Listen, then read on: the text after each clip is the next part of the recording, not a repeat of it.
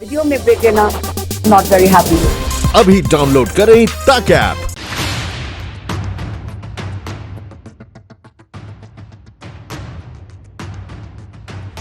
Unlock की दूसरी किश्त आज से शुरू हो गई है।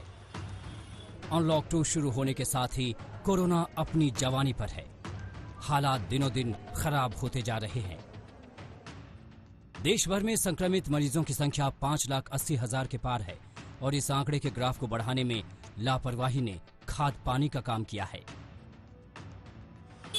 खतरा सिर पर मंडरा रहा है, लेकिन लोगों की लापरवाही जारी है। इसी चिंता की झलक पीएम नरेंद्र मोदी के बयान में दिखी। लिहाजा कोरोना को लेकर उन्होंने एक बार फिर लोगों को अलर्ट किया।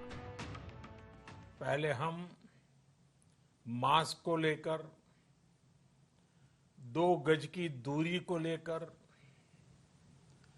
20 सेकंड तक दिन में कई बार हाथ धोने को लेकर बहुत सतर्क थे। लेकिन आज जब हमें ज्यादा सतर्कता की जरूरत है तो लापरवाही बढ़ना बहुत ही चिंता का कारण है। कोरोना के खिलाफ जंग में 68 दिनों के लॉकडाउन के बाद 1 जून से देश अनलॉक हो गया। जिंदगी को पटरी पर लाने के लिए, कारोबार को रफ्तार देने के लिए। इस दौरान बाजार खुले, मॉल्स खुले। अनलॉक होते ही सड़कों पर गाड़ियों का रेला लग गया। बाजारों में भीड़ दिखने लगी और फिर शुरू हो गई लापरवाही, जिसके बाद कोरोना ने फुल स्पीड पकड़ लिया। हालात ये हैं कि दिल्ली एनसीआर में अकेले 600 से ज्यादा कंटेनमेंट जोन हैं। इनमें सिर्फ दिल्ली में 404 जोन हैं। कोरोना के इसी खतरे को देखते हुए पीएम मोदी ने बताया कि ये समय की मांग है कि लोगों के साथ साथ सरकारें भी सतर्कता दिखाएं। लॉकडाउन के दौरान बहुत गंभीरता से नियमों का पालन किया गया था। अब सरकारों को, स्थानीय निकाय की संस्थाओं को,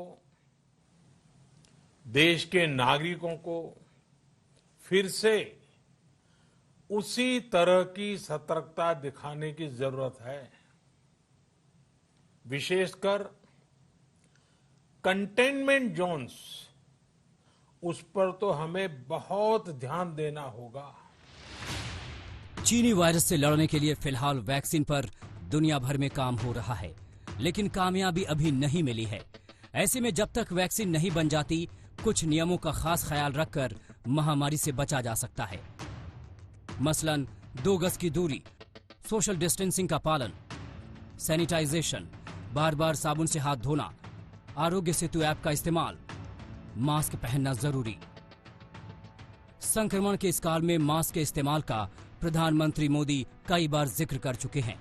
लोगों को समझाते हुए पीएम मोदी ने बिना नाम लिए बुल्गारिया के पीएम बोइको बोरिसोव का भी उदाहरण दिया, जिन्हें चर्च में बिना मास्क लगाए पहुंचने पर जुर्माना लगा था। दरअसल पीएम 2 टूक कहना चाहते हैं कि चाहे कोई भी हो, नियम सबके लिए बराबर हैं और सबको नियमों का पालन करना चाहिए। अभी आपने खबरों में देखा होगा, एक देश के प्रधानमंत्री पर 13,000 रुपये का जुर्माना इसलिए लग गया क्योंकि वो सार्वजनिक स्थल पर मास्क पहने बिना गए थे। भारत में भी स्थानीय प्रशासन को इसी चुस्ती से काम करना चाहिए। ये 130 करोड़ देशवासियों के जीवन की रक्षा करने का अभियान है। हालांकि कोरोना के मरीजों की बढ़ती संख्या के बीच भारत से आशा की किरण भी दिख रही है।